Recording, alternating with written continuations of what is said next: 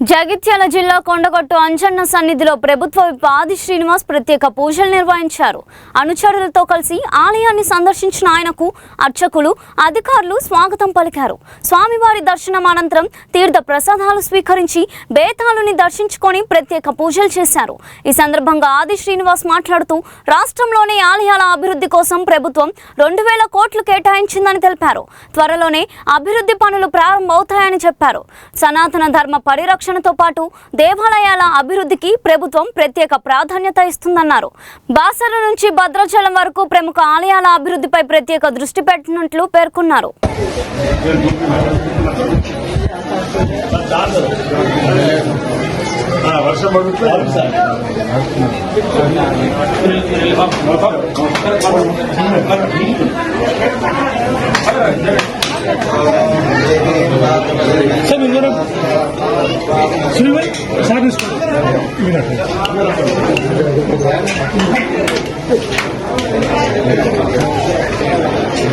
तदेव रत्नं सुदिनं तदेव ताराबलं चन्द्रबलं तदेव विद्याबलं तदेव लक्ष्मीवदेवस्मरामि यत्र योगेश्वरो यत्र पार्थो धनुर्धरः तत्र श्रीविजयभूतदेवानि मम ओम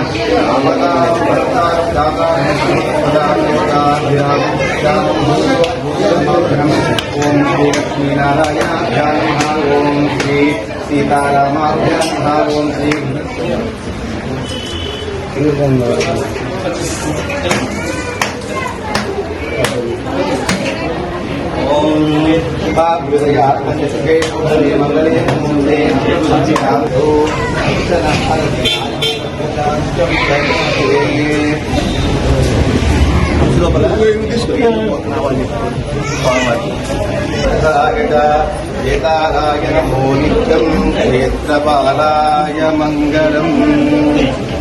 శ్రీ ఆంజనేయ స్వామివారిని దర్శించుకోవడం జరిగింది.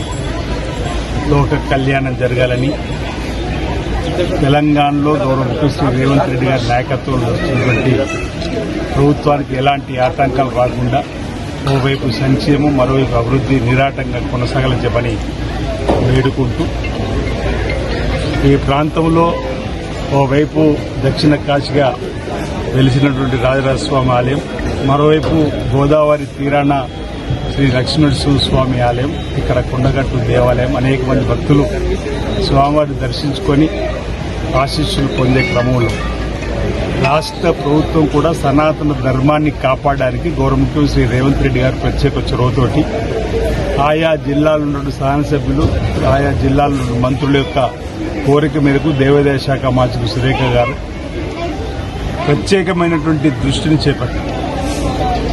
ఆలయాలకు సంబంధించినటువంటి పునరుద్ధరణ, జీర్ణోద్ధరణ, ఆలయాల అభివృద్ధి, ఆలయాలకు వచ్చేటువంటి భక్తులకు సౌకర్యాలను కల్పింపజేయడము, పెరుగుతున్నటువంటి భక్తులకు మెరుగైనటువంటి సేవలు అందించాలని చెప్పండి.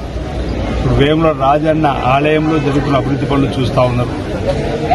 బాసర్ నుంచి భద్రాచలం వరకు ఈరోజు మధ్యలో కాళేశ్వరం సంబంధించినటువంటి శ్రీ ముక్తేశ్వర స్వామి సన్నిధిలో, ధరపు లక్ష్మీస్వామి భవిష్యత్తులో కొండగట్టులో కూడా అభివృద్ధి జరగాలని చెప్పే క్రమంలో ఇప్పుడు భద్రాచలం దేవాలయం, సీతారామచంద్ర స్వామి ఆలయాన్ని అభివృద్ధి చేయాలని, మంచి రేవుల దగ్గర శ్రీ ఓంకారేశ్వర స్వామి ఆలయాన్ని మహానగరంలో ఏర్పాటు చేసే విధంగా ఈరోజు ముఖ్యమంత్రి రేవంత్ రెడ్డి గారు ఆధ్యాత్మిక భావన పెంపొందించే క్రమంలో సుమారు 2000 కోట్ల రూపాయలు వెచ్చించి అభివృద్ధిలోకి తీసుకొని పోవాలని గోదావరి పుష్కరాలకు కూడా నిధులు వెచ్చించినటువంటి క్రమంలో, అంటే ఆధ్యాత్మికమైన భావన పెంపొందించడం, లోక కళ్యాణం జరిగే విధంగా ఆయా దేవాలయాలు ఉన్నటువంటి అమ్మవారు, స్వామివారి ఆశీస్సులు అందరికీ అందేలా చేసేటువంటి కార్యక్రమం ప్రభుత్వం కృతనిశ్చయంతో ముందుకు పోతున్న సందర్భం.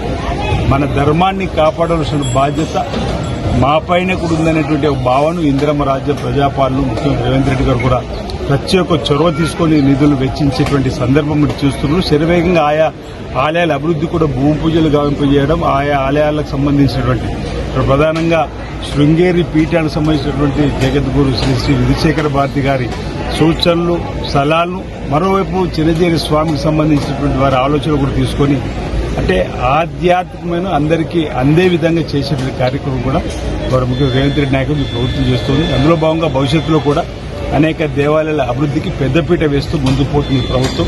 తద్వారా లోక కళ్యాణం జరగాలి, సకాలంలో చక్కటి వర్షాలు బ్రహ్మాండంగా పడి పాడి పంట బ్రహ్మాండంగా పండి రైతు వర్గంతో పాటు అన్ని వర్గాలకు